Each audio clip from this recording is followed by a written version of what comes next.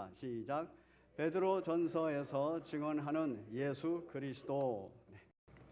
오늘 베드로전서를 통해서 계시하시는 예수 그리스도의 모습에 관하여서 살펴보겠습니다.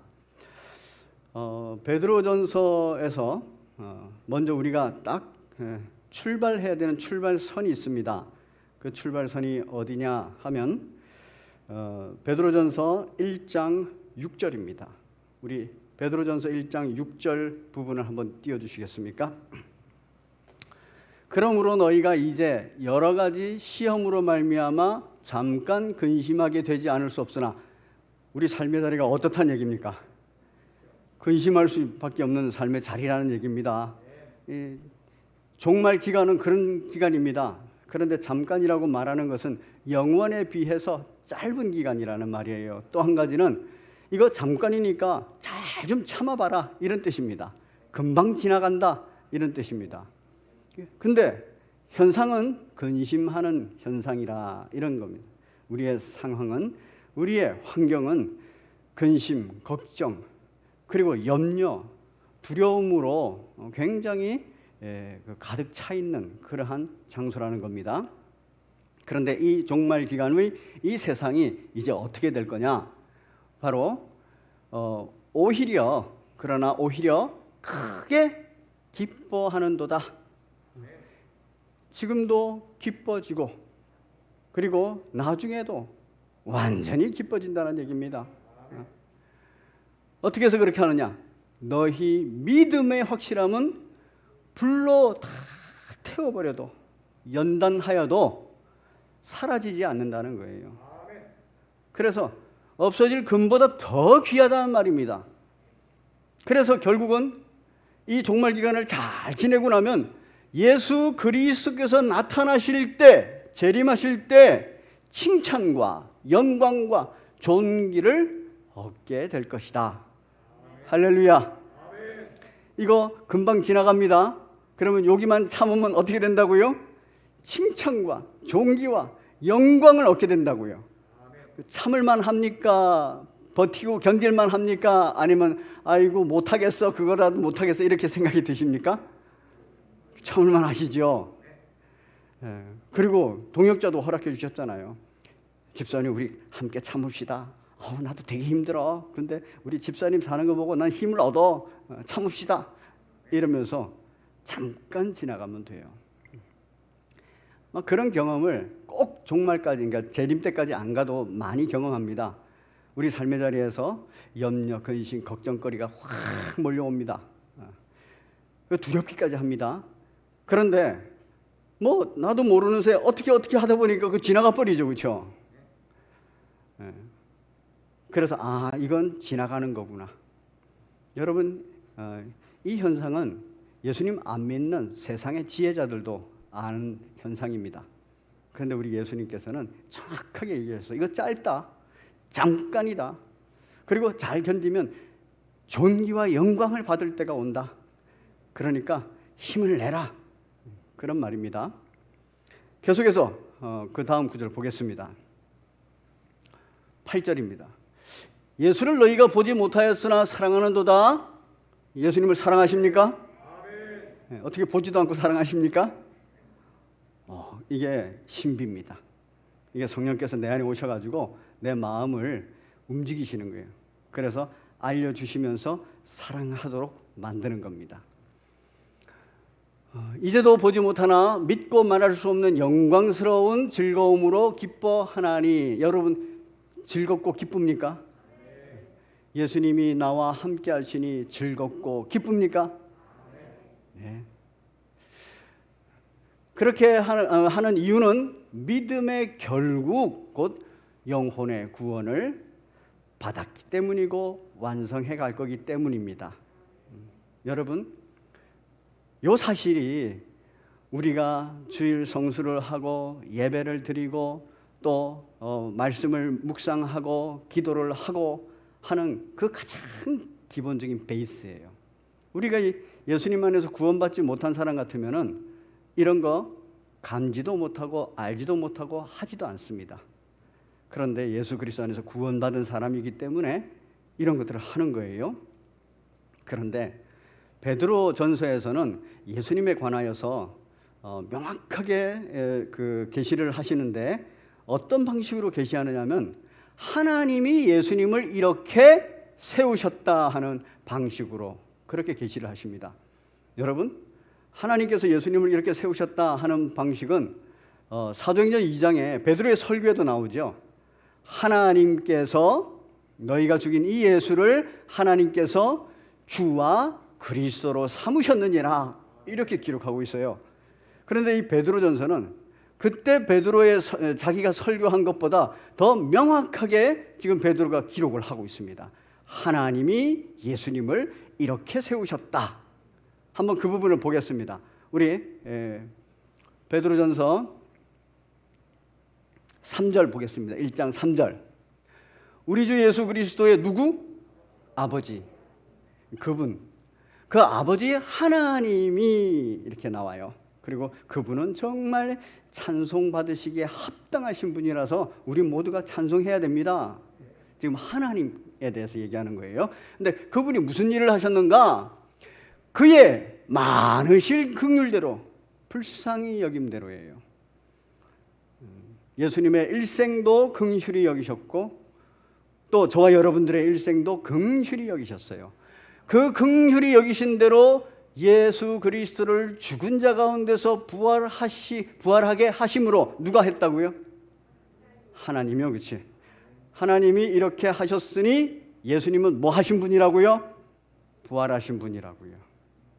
여러분, 예수님 부활하신 분이라는 걸 믿으십니까? 지금 베드로는 이렇게 설명해요. 하나님께서 이렇게 하셨느니라, 주와 그리스도로 세우셨느니라처럼 부활시키셨다. 그래서 예수님은 부활하신 분이다. 두 번째로, 그렇게 부활하신 그것으로 말미암아서 우리를 거듭나게 하신 분이다. 누가? 그렇죠, 하나님이. 그거 잊지 마셔야 돼요. 하나님이 예수님으로 하여금 우리를 거듭나게 그렇게 하신 분이기 때문에 예수님은 우리를 거듭나게 하시는 데 사용되신 분인 거예요. 예수 그리스도 안에서 우리를 거듭나게 한 겁니다. 그래서 우리는 예수님은 바로 예수님 안에 있는 우리들을 하나님께서 구원하셨구나. 그다음에 세 번째는 산 소망이 우리 안에 있게 했다는 얘기예요. 누가? 그렇죠, 하나님께서. 그런데 이 산 소망을 우리 안에 있게 했는데 우리 안에 여기 산 소망을 두신 분이 하나님이신데 그 누구예요? 계신 분은? 예수님이죠. 부활하신 예수님. 그리고 나를 구원하시는 데 사용되신 예수님. 그 예수님이 내 안에 있어요.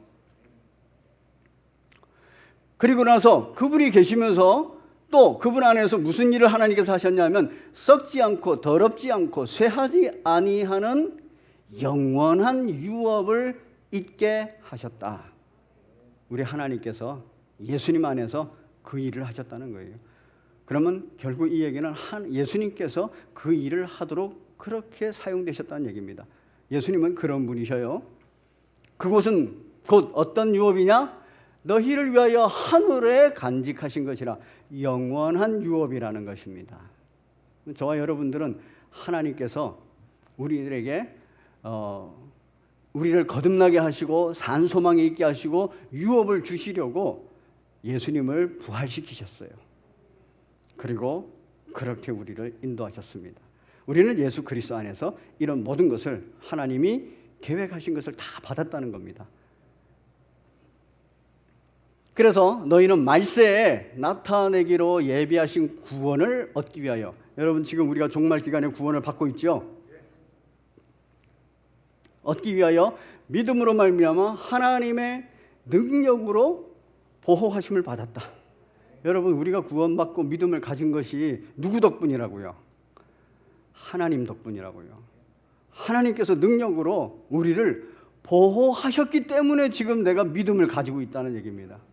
이 얘기는 믿음은 선물이다는 얘기와 똑같은 얘기입니다. 그런데 베드로는 나 같은 존재가 믿음을 가지고 있다는 것은 내 능력으로는 안 되고 하나님의 능력으로 이걸 보호해 주셨기 때문이야. 그러니까 뭐라고요? 하나님을 찬송할 수밖에 없어. 그런 존재가 됐기 때문에, 그런 존재이기 때문에 우리는 크게 기뻐하는 자다. 그런 존재이기 때문에 우리는 예수 그리스도께서 재림하실 그때에 바로 칭찬과 영광과 존귀를 얻게 될 자라. 그렇게 구원받은 자들이고 그렇게 하나님께서 보호하시고 인도하셨기 때문에 우리는 즐거워하는 자라.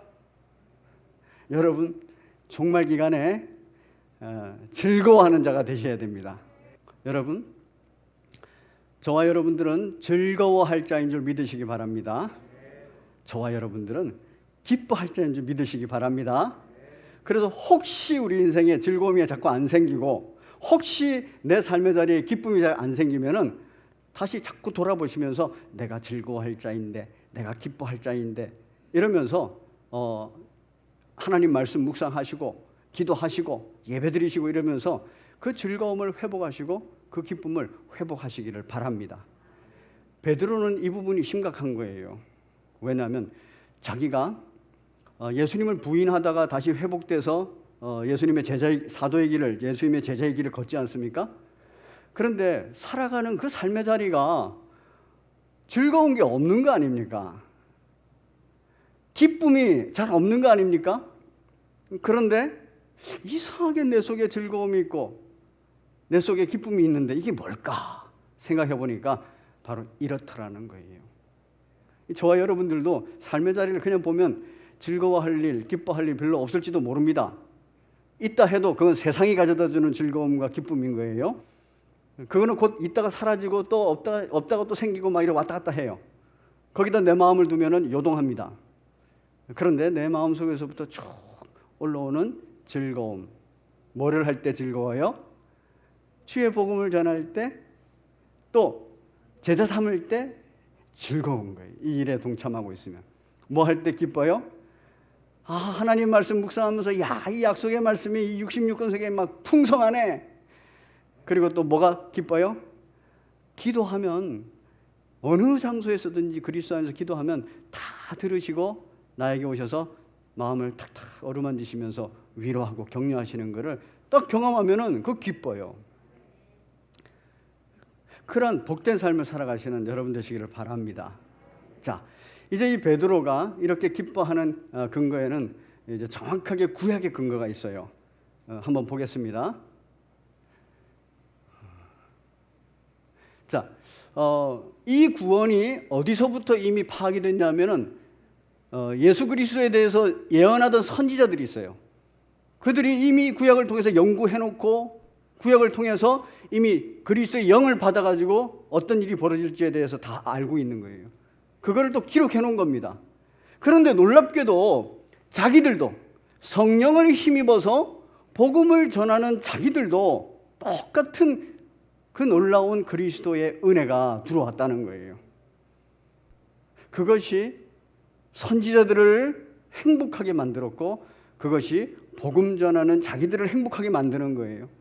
그래서 베드로는 1세기 모든 성도들한테 이거 너희들도 다 복음 전하는 자들이지?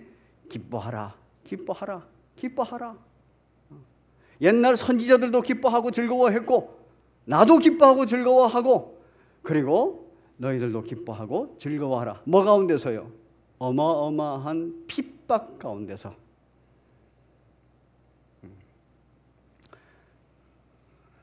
계속해서 말씀 봅니다. 그런데 과거에 선지자들이 다 연구해놓은 그리스도의 영으로 연구해놓은 것을 보니까 이게 이사야서에 이 내용이 있는 거예요. 친히 나무에 달려 그 몸으로 우리 죄를 담당하셨구나. 예수님이 그러셨구나. 나무 십자가에 달리셨으니까. 이는 우리로 죄에 대해서 죽고 의에 대해서 살게 하려고 하심인데 그가 채찍에 맞음으로 우리 모두는 나음을 얻었다. 이사야 53장 얘기죠. 그게 선지자들이 연구를 다 해놓은 거예요. 그리스도의 영으로 말미암아서. 그런데 이제는 저것이 나의 것이 될 뿐만 아니라 그 다음에 너희가 전에는 양과 같이 길을 잃었더니 그 이사야서 53장에 나와서 우리는 다 양가져서 각기 제 갈 길로 갔거늘 이렇게 기록되어 있어요. 근데 그것을 그냥 베드로 자기한테 해석이 되는 거예요. 베드로 당시 해석이 되는 거예요. 그래서 우리 모두가 전에는 양같이 길을 잃고 헤매고 다녔어. 각기 제 길로 가버렸어. 그런데 이제 성령을 받고 성령의 조명을 받으니 이제는 너희나 나나 우리 모두가 우리 모두의 영혼의 목자이신 그분이 보여. 그분은 감독이시기도 하셔. 한 분이 딱 보였다는 얘기입니다. 이게 이제 그리스도 안에서 구원받아서 성령을 받고 성령의 조명하심에 따라서 이 저절로 연구가 되는 거예요. 과거 구약의 이야기, 계시도 연구가 되고, 그리고 신약의 자기들의 상황도 연구가 되고, 예수님하고 함께 있으면서 예수님께서 하신 말씀, 행하신 일, 이것들이 다 해석이 되면서 아하, 내가 바로 그 각기 제 갈 길로 갔던 양이었구나. 그런데 너무나도 감사한 것은 이 양이 전에는 방황했는데 이 양이 지금은 이 목자를 딱 보았다는 거예요. 그분은 그냥 목자일 뿐만 아니라 감독 역할을 하셔가지고 그분은 우리를 지도하고 인도하고 관리를 한다는 거예요. 그래서 베드로가 감사한 겁니다. 1세기의 베드로의 삶이 즐거운 거예요. 기쁜 거예요. 이걸로 봐서는 이제 주님 재림하실 때는 어마어마하게 큰 기쁨이 있을 것이다. 주님 재림하시는 그 나라에서는 나 같은 사람이, 나 같은 우리 모두가 칭찬과 존귀와 영광을 얻게 될 것이다. 베드로의 이 말씀을 묵상하면서 막 흥분되지 않습니까? 여러분 돌아가셔가지고 더 깊이 한번 읽고 묵상해 보십시오. 그러면은 지금 우리가 살아가는 이 대한민국의 형편은 아무것도 아니에요. 그렇게 세상에서 잘 나간다고 그렇게 외치고 그다음에 한 나라를 쥐락펴락하고 장기 집권을 했던 아베 총독이죠? 아니 아베 뭐죠? 총리 어느 날 갑자기 사라져 버리잖아요. 그것도 어떻게 보호가 철저한 그러한 유세 현장에서 그 젊은이가 쏜 단 2발의 총으로 그냥 죽어버리잖아요. 인생이 이렇게 험한 겁니다. 그 아무도 자기 생명을 보장을 못해요. 그런데 우리에게는 뭐가 있어요? 이렇게 살아가면 죽어도 좋고 살아도 좋고 주님 빨리 오셔도 좋고 주님 천천히 오셔도 좋고 베드로는 그런 기분이에요. 저도 이 말씀 묵상하면서 그런 기분을 조금은 느꼈습니다. 좋구나 좋구나 한번 따라해 보세요. 좋구나 좋구나 이래도 좋고 저래도 좋고 주 안에 있으니 모두 좋구나. 좋은 거예요. 이 구약의 말씀도 이렇게 구약의 선지자의 연구한 말씀도 이렇게 딱 들어오고 삶의 자리가 해석이 됐습니다. 그리고 이제 베드로는 자기를 향해서 또 교회의 영적 지도자를 향해서 부탁의 말을 합니다. 보겠습니다. 5장 1절 보면 장로들에게 하는 말이에요. 여러분 여기서 말하는 장로들은 딱 가르치는 장로와 치리하는 장로를 구별해서 말하는 겁니다. 구약시대 때는 장로들 그래서 엘더들이었어요. 연세 드신 분이면 다 장로들 이렇게 했습니다. 그런데 신약시대에 들어오면은 영적 지도자들을 장로라 그래요. 그런데 지금 베드로는 아주 정확하게 그 영적 지도자들을 향해서 말합니다. 여러분 이 말씀은 우리가 목사에게 해당되기도 하고 우리 장로님들에게 해당되기도 하고 우리는 조금 확장해서 말씀으로 섬기는 영적 지도자, 교구장, 순장들까지는 확장할 수 있습니다. 장로님들에게 말합니다. 그러면서 장로님들이 누구냐? 그리고 나도 누구냐? 그 장로님들과 함께하는 장로된 자라. 영적 지도자라 이런 말이에요. 그래서 내가 지금 영적으로 지도하겠다. 당위성을 지금 얘기하는 겁니다. 사도로서 말하는 게 아니라 장로로서 얘기하는 겁니다. 그리고 장로라는 것은 그리스도의 고난의 증인이다. 복음의 증인이라는 얘기입니다. 근데 그 다음 나오는 말이 더 기가 막혀요. 나타날 영광에 참여할 자다. 여러분, 나타날 영광에 참여하려면 지금 어디에 참여해야 됩니까? 지금 있는 고난에 참여할지어다 이렇게 말을 했어요, 성경이. 그래서 고난의 증인이라는 말 역할을 지금 있는 고난에 참여하는 것으로서 증인 역할을 한다는 거예요. 그리고 우리는 결국에는 나타날 영광에 참여할 자니라. 여러분, 목회자들도 그렇고 중직들도 그렇고 또 영적 지도자들도 그렇고 대단한 직분인 줄 믿으시기 바랍니다. 그런데 그 직분의 결과는 어떤 사람에게 온다고요? 현지의 고난에 참여하여서 예수 그리스도의 고난을 증명한 사람이라. 서로 사랑하는 데 드는 그러한 비용을 드리는 자라는 얘기입니다. 그러면서 이렇게 말합니다. 너희 중에 있는 하나님의 양 무리를 어떻게 하라고요? 치되. 이 말 딱 들으면 무슨 생각이 나세요? 이거 지금 베드로가 쓴 거예요. 요한복음 21장 얘기가 생각나지 않습니까?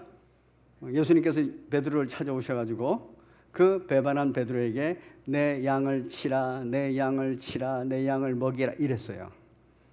지금 베드로는 그 말이 엄청 중요한 말인 겁니다. 아하, 참 주님을 배반하고 그렇게 있었던 나를, 또 주님이 부활한 것을 보고도 삶의 자리, 그곳에 내가 고기 잡으러 나갔던 나를 찾아오셔서 바로 내 양을 치라, 내 양을 치라, 내 양을 치라 이렇게 하셨으니 얼마나 감사한 겁니까? 내 양을 쳐라. 근데 자기 마음이 어때요? 감사함으로 하는 거예요. 그래서 무슨 마음이 있어요? 억지로 하는 마음이 없는 거예요. 우리는 여기에서 도전을 받아야 돼요. 내가 목사가 되고 설교를 하고 목회를 하고 목양을 하고 우리 장로님들 그리고 우리 말씀으로 섬기는 영적 지도자들 사역을 해요. 그런데 사실 힘들 때가 오면 막 억지로도 하지 않습니까? 그런데 그거는 지금 정상이 아니다는 거예요. 건강한 게 아니라는 거예요. 베드로야 너 나를 배반하고 나를 부인했으나 이제 와서 내 사랑하는 내 양을 치라. 그러면 막 깜짝 놀라지 않겠습니까? 감사와 감격이 있지 않겠습니까? 그래서 억지로 하지 말고 하나님의 뜻을 따라 뭐함으로? 자원함으로. 여러분이 그 베드로를 부르시는 예수님을 만난 베드로라면 여러분은 그때 기분이 어땠을까요? 마음속에 있던 짐이 확 다 사라진 거예요. 아마 베드로 성격에는 아무 생각이 없으면 그냥 베드로 성격에는 감사합니다 하면서 막 춤을 추고 이랬을 것 같아요. 근데 베드로가 너무 자기의 범죄 때문에 눌려 있었어요. 그래가지고 그렇게 춤은 못 춰도 마음은 기뻤어요. 그런데도 이게 얼마나 영광스러운 자리인 줄 아니까 자기만 그런가? 주님께서 사랑하시는 저 요한은 어떻게 됐습니까? 이게 궁금한 거예요. 베드로답지요. 그렇지만 기쁜 것, 즐거운 것 사실입니다. 자원함으로 해라. 그리고 더러운 이득을 위하여 하지 말라.